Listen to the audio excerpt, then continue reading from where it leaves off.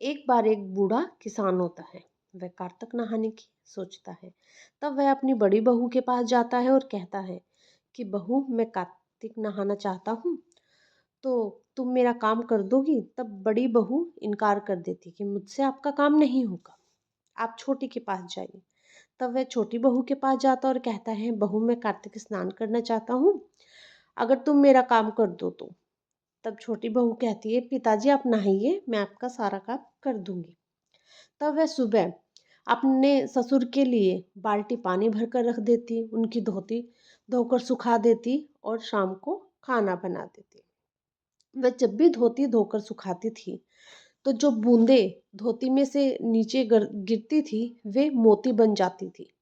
छोटी बहू थोड़ी नादान थी, उसे पता नहीं था कि ये मोती है, तो वह शोर करके कोने में लगा देती थी। इस तरह से करते करते कार्तिक मास का अंतिम दिन आया। तब ससुर छोटी बहू के पास जाते और कहते हैं कि बहू, मैं ब्राह्मणों को भोजन करवाना चाहता हूँ। छोटी बहू कहती है, ठीक है पिताजी, आप करवाइए, मैं खाना बना दूंगी। तब छोटी बहू खाना बनाकर अपने ससुर को बुलाने के लिए खेत पर जाती है। वह कहती है, पिताजी मैंने खाना बना दिया है, खेत की रखवाली मैं करती हूँ और आप जाइए ब्राह्मणों को भोजन करवाइए। तब उसका ससुर जाता है।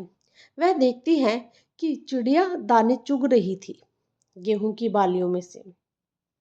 तब वह सोचती है, एक तरफ तो हम उनको ब्राह्मणों को भोजन करवा रहे हैं और दूसरी तरफ इन पशु पक्षियों को उड़ाते हैं। वह कहती है कि खाओ चिड़िया, राम जी की चिड़िया, राम जी का खेत, खा लो चिड़िया भर भर पेट, बोल करके और चद्दर तान के सो जाती है। तब वह उठती उठती है तो देखती है कि चारों तरफ सोने की असरफियां और मोतियां बिखरे हुए, जहां जहां चिड़ियों ने दाने खाए थे। तब पास में ही बड़े भाई का भी खेत होता है। वह देखता है कि छोटे भाई के खेत में ये मोती असरफियां क्या कर रही है सोने की।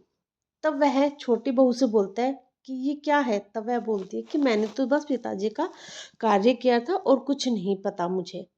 तब वह सोचता है कि मैं अपनी पत्नी को भी कहूँगा और वो ससुर जी को बोलेगी कार्तिक नहाने के लिए, फिर हम भी धनवान हो जाएंगे। तब उसकी बड़ी बहू ऐसा ही करती है, लेकिन उसके ससुर मना कर देते हैं, बोलते मैं बहुत बूढ़ा हो चुका हूँ, तो इस बार मैं कार्तिक नहीं नहाऊंगा। तब दोनों बड़े बेटा बहू कहते हैं, अच्छा छोटे बेटा बहू को तो आपने माला माल कर दिया, बारी जब हमारी आई तो आप बहाने बना रहे हैं।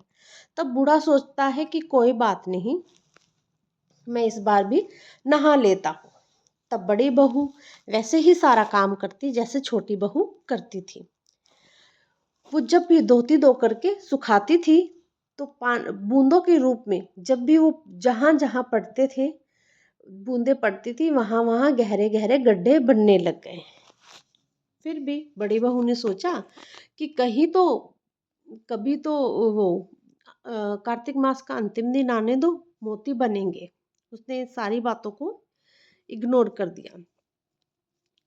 फिर वह कार्तिक मास का अंतिम दिन आया और अपने ससुर को कहती है, पिताजी आप जाइए और ब्राह्मणों को भोजन के लिए न्योता देकर आइए। तब वह खाना बनाती हैं और खाना बना करके अपने ससुर के पास जाती है और कहती है, पिताजी खेत की रखवाली मैं करती हूँ, आप जाइए ब्राह्मणों को जिमा दीजिए। फिर उसके ससुर वैसा ही करते हैं। अब कोई भी चिड़िया दाना खाने के लिए आती तो वह उन्हें डले मार करके भगा देती। बोलते ये सारे गेहूं की बालियां, ये सारे खेत खलियान ना मोते और असरफियों में बदलने वाले, तुम खा जाओगी तो फिर रह क्या जाएगा।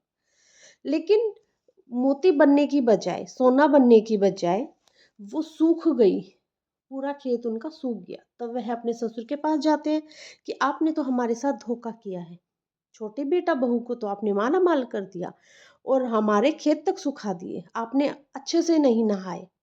तब उसके ससुर बोलते हैं, बेटा छोटी बहू ने जो किया वो श्रद्धा से किया, ना कि किसी लालच में, और जो तुमने किया वो लालच में आकर के किया, और कार्तिक महाराज ने इसी बात की तुम लोगों को सजा दी है।